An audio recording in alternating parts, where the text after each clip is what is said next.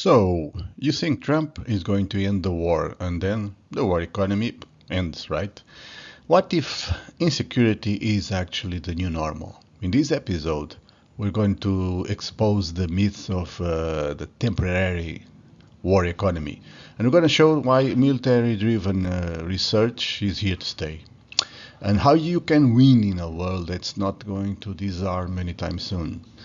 Okay, I know, investing in guns is kind of a stupid thing to do, stupid investment, but it's here to stay.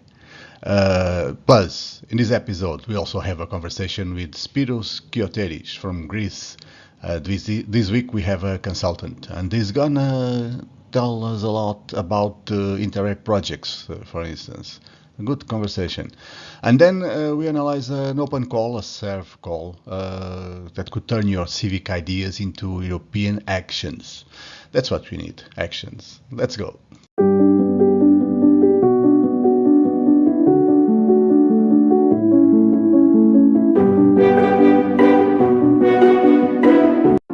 Today we're talking about a very real and, let's face it, sometimes uncomfortable topic, the war economy.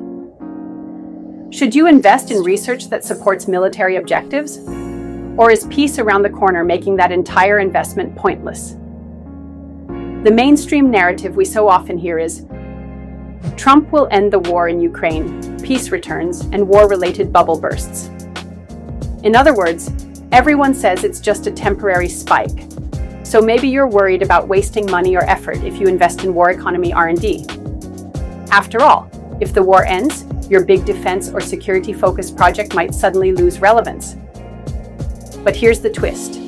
Even if and when this specific conflict ends, the new global order is made of insecurity. We see it in every region. Political tensions, resource struggles, and security threats that keep governments on edge. Most non-European nations adopt an imperialistic narrative, expand territories, close borders with tariffs and walls, and rewriting history, just like European nations did in the 19th century.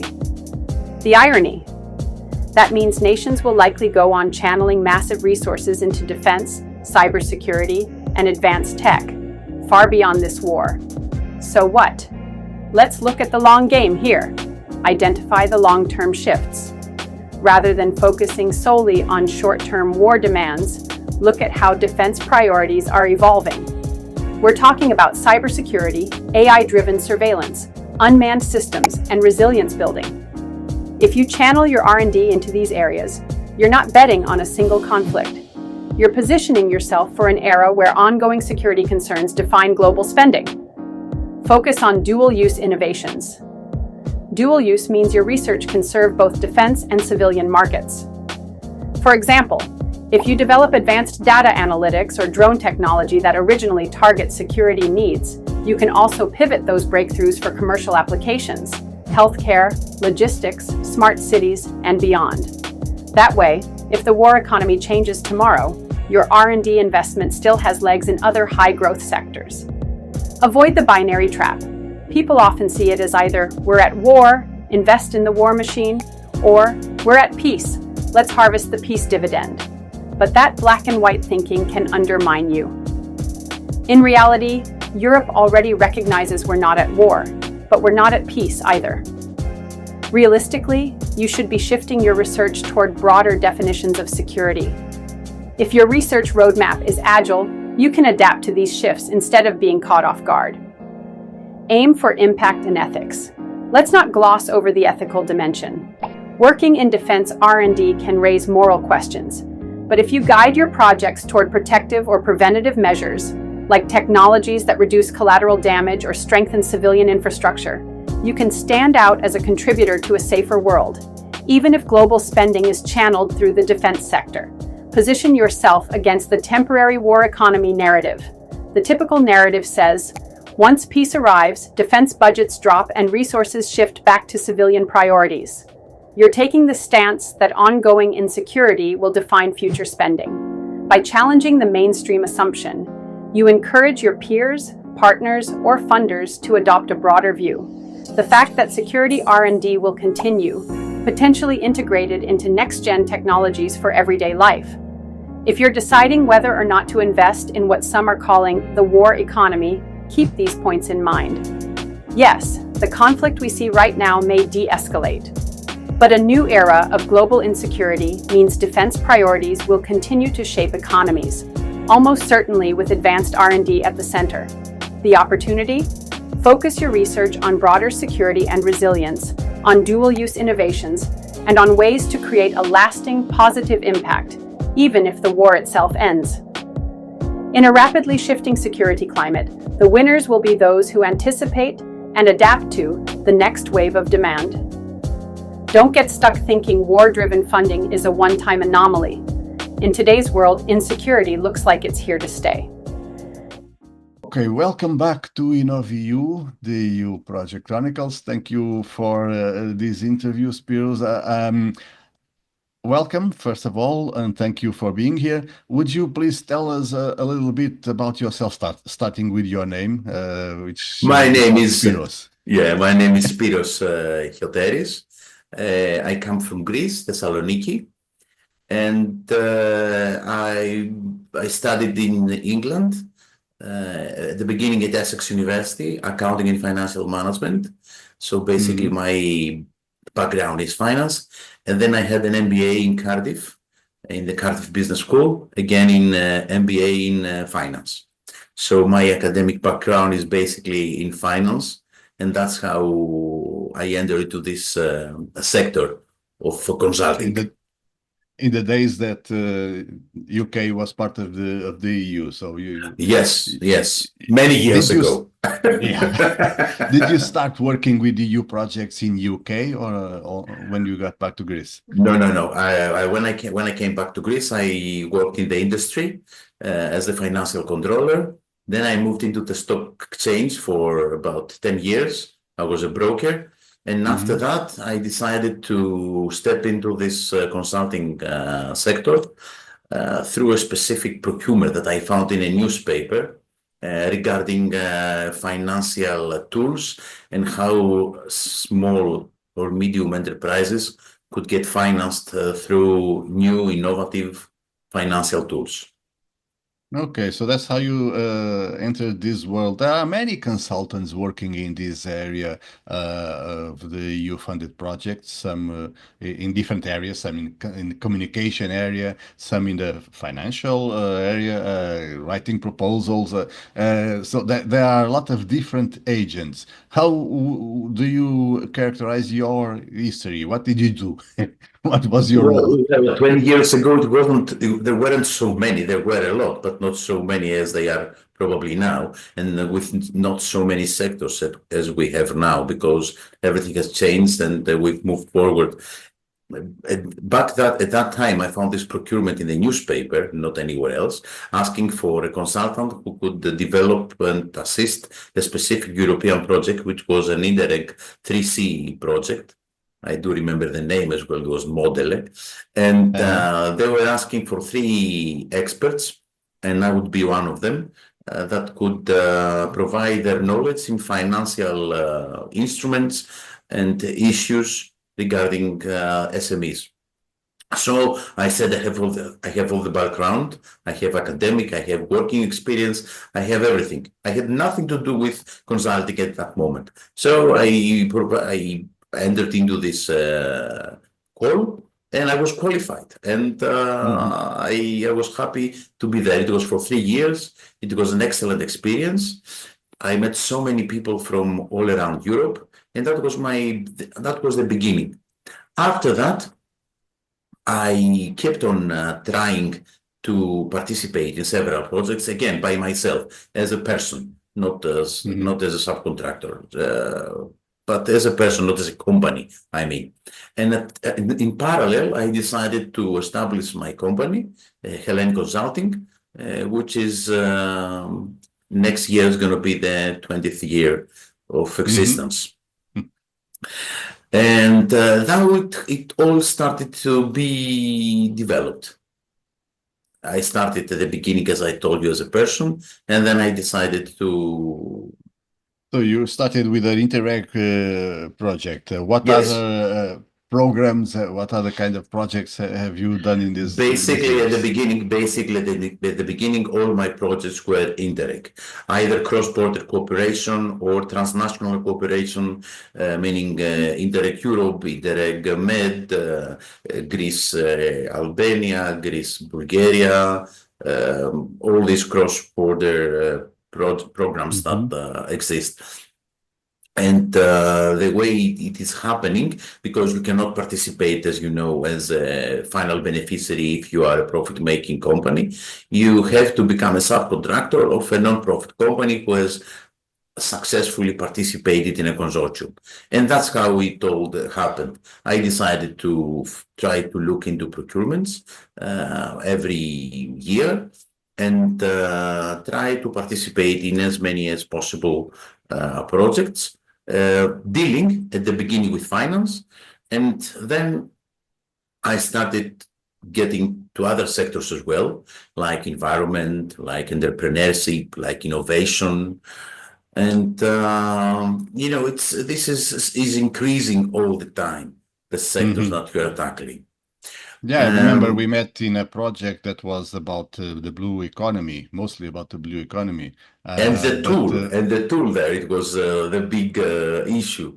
The tool that you could get this coupon amount, a specific amount of money, and that you could provide that to a knowledge provider, and the knowledge provider is going to provide his knowledge to an SME.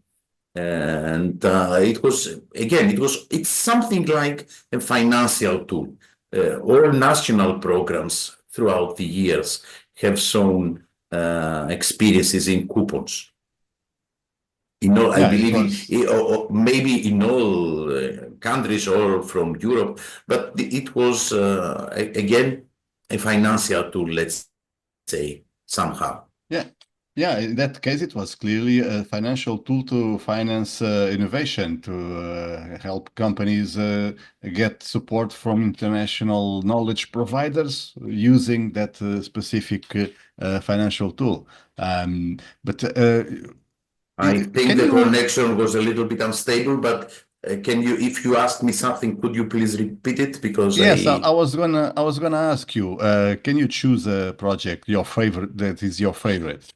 After all these years, all the projects you've done, is there one that really somehow left I will start with my first project, the one that I described a bit earlier, because it was the first time, and it was really, the experience was excellent. You started knowing people, you started getting to know things that were happening in Europe, and I was not aware here in Greece. Then this is the first one, but my heart belongs to that because it was the beginning.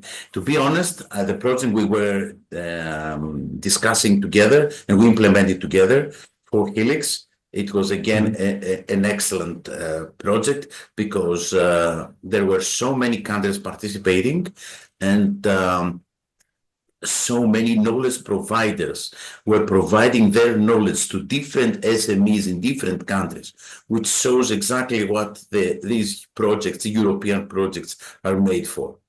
Cross-national knowledge. It was excellent, and the tool was nice, and the people that I met there. So, to be honest, yes, these two projects. And Blue Boost, the other one that was on the same period. But let's stick on for Helix and the model at the beginning. And these were the reasons. They were very, and I believe that they had an impact, which is very important for the European projects, especially for Helix, had this impact. If you remember, for Alex supported 48 projects all across Europe, 48 SMEs, and then we had the pandemic. Right. Exactly. And in the end of the project, 47 were still up working. So it really contributed to the resilience of those SMEs and those startups. You mentioned an interesting point, because actually I never saw a project with so many interactions. You would get people from different sectors. but also from different countries. Exactly, It and was they had to work together. We made them work together. We made all these brokerage events, all these boot camps where they were coming and providing their knowledge, and the SME could select them among other providers. And they decided, after working with them, to apply for a specific project, and these projects were evaluated and implemented finally. So this impact that I was talking about is very characteristic for this specific project. That's why it's very important for me to have such kind of projects. Yeah, I think that's what makes Europe special, in my opinion. But okay, that's my Exactly. opinion. You work more in the, is it my impression, or you work more in the implementation phase of the projects and not so much in the writing of proposals? Am I wrong? Both. No, You? both. You understand that you need to write the proposal at the beginning. Now that we are participating as a full partner in the consortium, we write full proposals. So Okay. yes, I am also writing proposals for so many years, and of course implementing the proposals, which is the So in that second case, phase. what's your view on the impact that AI has had on this proposal writing phase? How do To you be see that? honest, yeah, but AI is a new tool. At the beginning, it was not that not it was easy to use, but you need to make a lot of adjustments. This is happening to all this AI world at the moment. You cannot just take something as it is and use it. You need to transform it. You need to make adjustments. You need to read it carefully. You need to know. And one of our new projects that we have just applied in the Erasmus Plus is something called prompt engineering, which is exactly what you just said. What we are saying, we say that we are going, for example, to select 4 sectors: computer science, creative industries, marketing, and general knowledge, and try to use the AI tools, either ChatGPT or any other similar tool, to use it efficiently. Meaning, you need to write correct questions. At the moment, for example, you don't need to write code in computer science, but you need to know the code in order to ask the correct questions to the tool in order to get the correct answer from the tool. The same applies for a simple letter writing. The same applies for anything that you might need to use your ChatGPT or similar tool. So the same applies for writing a proposal. Yes, of course you can use it, but you need to make the adjustments. You need to know what you're looking for. You need to know what are the objectives. You need to know what are your outcomes. You need to filter. You need to have it, to criticize writing well every time in order to provide to the evaluator what is needed so that you can get the higher grade. The higher grade as possible, because this is the idea, and this is what we're doing. Yeah, in the end, this introduces a new skill that is going to be very important in the This is world. prompt engineering, and this is what we said that we are going to provide to our youth, because we are applying for youth. We have applied for youth, and we are saying that that's what we are going to assist youth, how to write, how to use this, how to take this skill and use it in their everyday life. I would say that's clearly an Erasmus project. Yeah, that's what Erasmus Yes, is for. But yes. that leads me to ask you a question about the future. What kind of projects do you see yourself doing in the next years? I believe that AI is going to take a big part in our year implementation projects that are coming. And I also believe that projects dealing with energy, project dealing with management of garbage, projects dealing with the environmental impact that we are facing at the moment, and always innovation and entrepreneurship, because these skills are always needed. I think that let's say, my knowledge, my expertise, apart from that, are leading me towards this direction. Also, this is the direction that Europe is now turning to. Of course, this is something. Of course, this is something very dynamic, as you know. And for example, if you find something, if something happens and that changes, we need to adjust ourselves and change what we say now and move to a different sector, because this is how it goes. If the priorities are changing, we are changing. But if we're talking about what I think and what I see, these sectors are very important, and I believe. You mentioned an important point, actually, thinking about it. In the past 5 years, we had some major changes, and I would say that this building of the EU projects adapted to those changes. So now we are seeing projects using AI, projects researching for the war economy. We are seeing projects looking after the carbon footprint, and all that changed in the past 5 years. Projects looking for refugees at this period. They're exactly 5 years that you just said. Project searching solutions for all these people. Everything is dynamic. You see something happen somewhere, and this might change the whole priority. This is how it goes.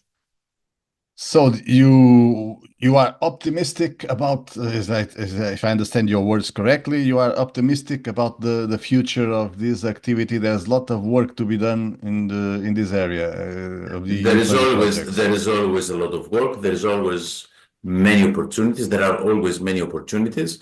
However, we need to say that everything is getting more and more competitive.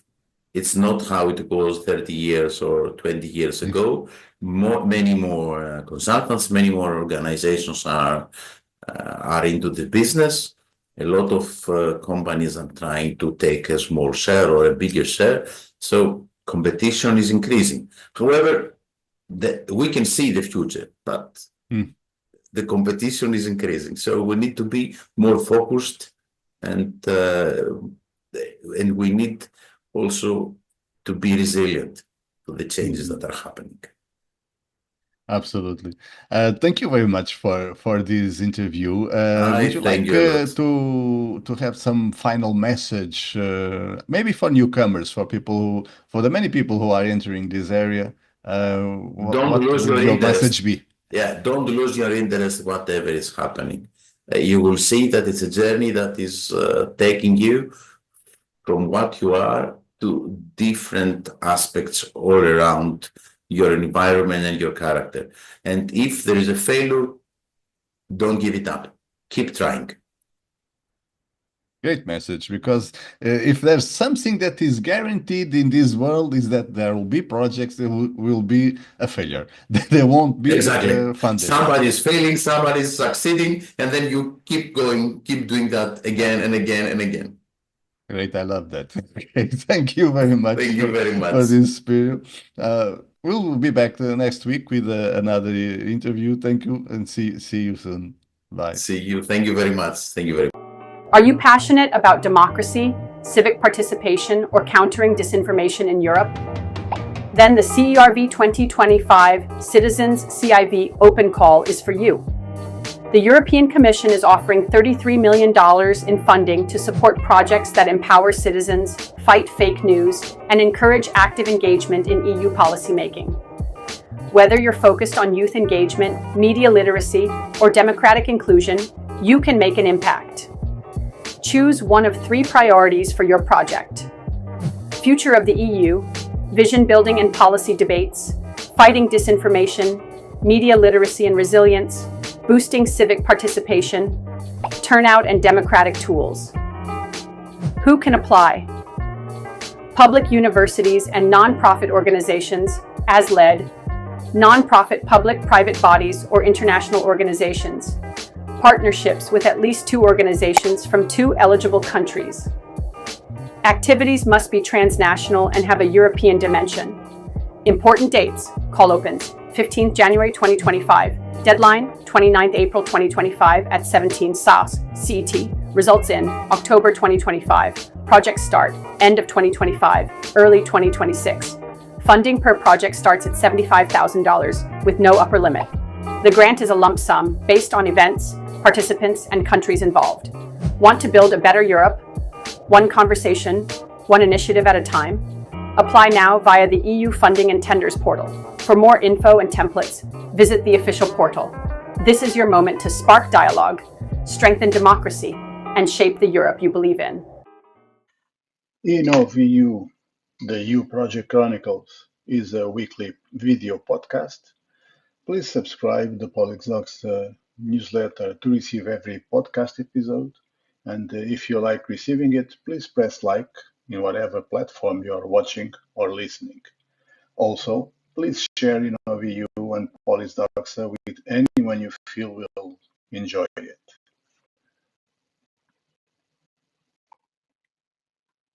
Credits: author and host Fernando C. Gaspar, music Hugo Gaspar, Lisbon, Portugal, 2024. Reach us by email or DM.